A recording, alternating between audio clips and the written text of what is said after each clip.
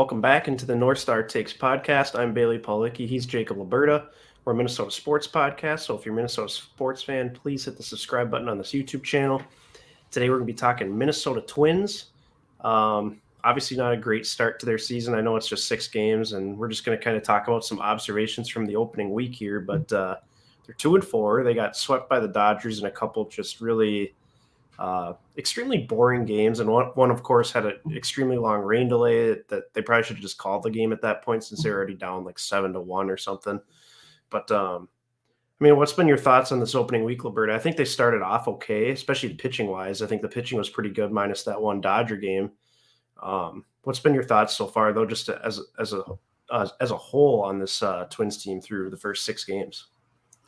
Yeah, I think the first thing there is to say that appears the most evident is just the slow start for the bats. I think we are not getting the production that we expected coming into the season, albeit, again, it's 6 games. It's a week's worth. I mean, guys will get warmed up and get their feet wet, I guess, or find their swing. And it'll happen in time. But the thing is that we can't drop too many games here early on, just put ourselves in a hole that we can't dig out of.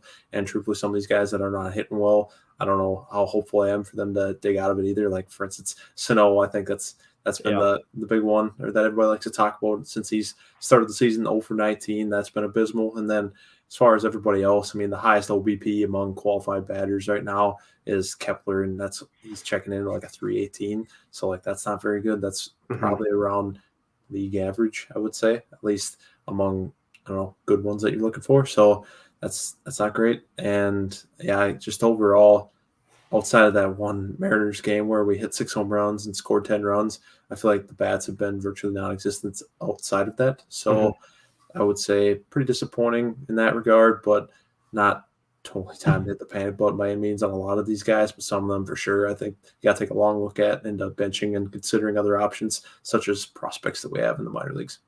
Yeah, it seems like this happens to the Twins every year, and I think typically it takes a while for the hitters to catch up to the pitchers. Yeah. But it's so disappointing. Some of these non-competitive at-bats we see, especially like you mentioned, Miguel Sano.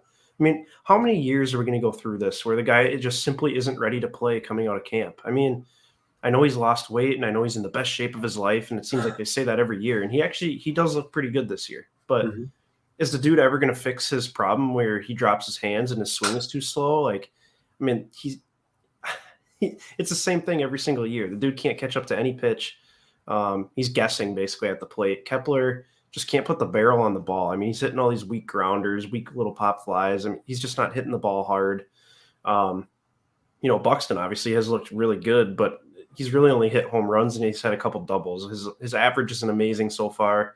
I think Correa's been a little underwhelming. He had a bomb of a home run, but otherwise offensively, he's been a little underwhelming. Defensively, he's looked really good.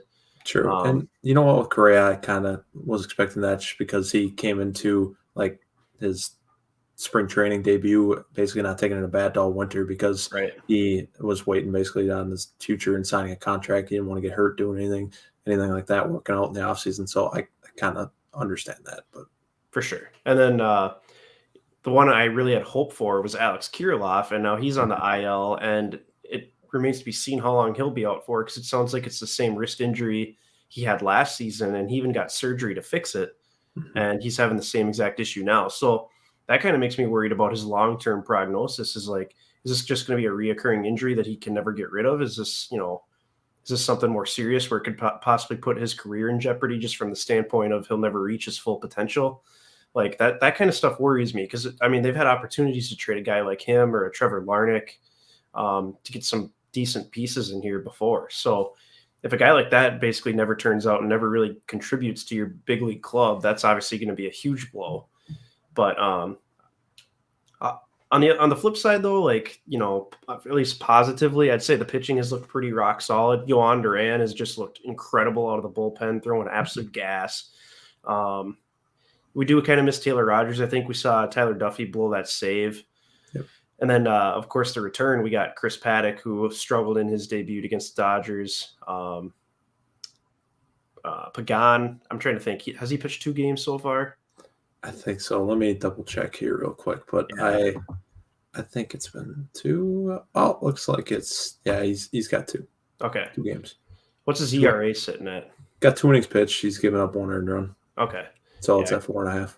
I was going to say that first game he looked really good. I didn't watch the second game that he pitched in, but Mm-hmm.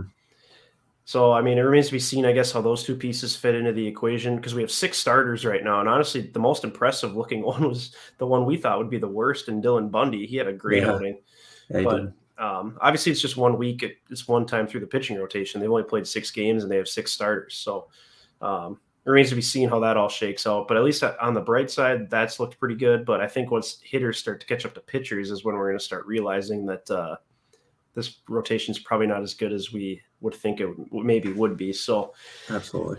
I think it'll probably even out where the bats will come back a little bit, but the pitching will fall off. And that's why I just kind of have a hard time seeing this team going any higher than, maybe just a bit above 500. I know I predicted them, to have 85 wins before the season started, but I don't know.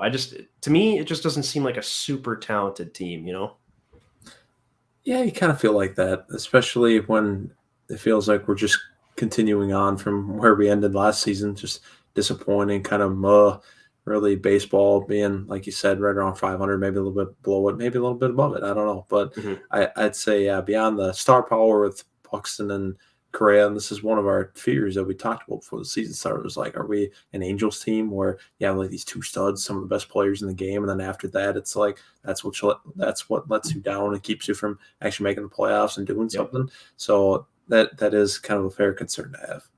Another name I forgot to bring up, Luis Arias has been really good at the plate. I mean, which isn't a surprise to anybody, but he's just a phenomenal hitter, and I think they got to find a way to get him in the lineup every single day because. Yeah. I mean, I think Polanco deserves some good time off. I think that, Rocco tended to play him quite a bit. Even last year when he was, when there wasn't much on the line, he was playing every day and everyone else was resting. But, work Arias into the lineup. He's gotten really good at third base too. So he can, come in for Richella. I think the 2 Yankees players have looked okay. Richella and Gary Sanchez. Obviously Sanchez had the grand slam and, Richella's had a home run as well. So they've looked pretty good, but I don't know. It's an interesting group of players. And like you said, it's just, do we really have that talent behind the 2 star players that can really put this team over the top? Because if this turns into an Angels situation, it's just going to be extremely unfortunate because you got the superstars, but the winning is not coming behind the bats of those superstars. So I guess, do you have any other thoughts on just the way this opening week has gone? Yeah, actually, adding on real quick to this last thought about having the 2 stars and then question marks after that. I think baseball, more so than any other sport, is a team game, in my opinion, as far as enough guys having to contribute to actually have success, where I think you can be carried by, like football, you can be carried by a star quarterback.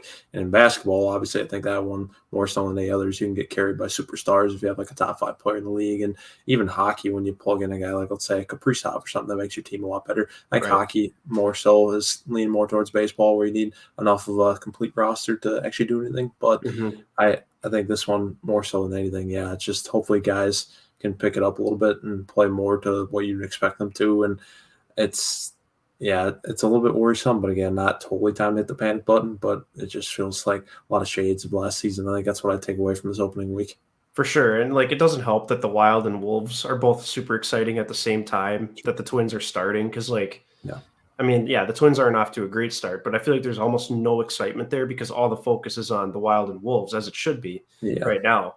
But so I think that's something to factor into, is just that, like, you and I were at that Wolves game the other night, and we're walking through the Skyway, and the Twins game is still going on because there was a rain delay. And granted, it was 11:30 at night, but there was nobody left in the stadium, and they're still finishing the game. It's like, just call that, man. I mean, and as you can see on TV, like, the crowds have been extremely small at Target Field so far, and the weather hasn't been great. I get all that, but it's gonna take some work, I think, to get fans back in that ballpark, at least to fill it up a decent amount. Yeah, absolutely. I think they got to earn it, quite frankly. I think that the fans it's just like the Wolves. The fans will come if the team is good, but the team actually has to be good, and then you'll put some butts in the seats. Don't worry. Yeah, I agree with you. That's winning is the cure to all, really. I mean, that's the way to go. So, any other final thoughts from you before we take off here? Yeah, I would say definitely I can see why you'd start to get worried and start to panic a little bit about this Twins team. But give it some time. See where they're at once the Wolves and the Wild end their seasons. Yeah, true. I mean, it'll be probably at least mid-May before the Wild are done. So, and I mean, who knows how far the Wolves will go now. So, Yeah, absolutely. but yeah, that'll do it for this edition of the North Star Takes podcast. Please be sure to like this video and hit the subscribe button if you haven't done so already. Feel free to give us a follow on both Twitter and Instagram and let us know your thoughts below. What are your observations from the first week of the Twins season? What have you liked and what haven't you liked? And do you have any concerns, I guess, going forward about this Twins squad? So until next time, thanks for watching.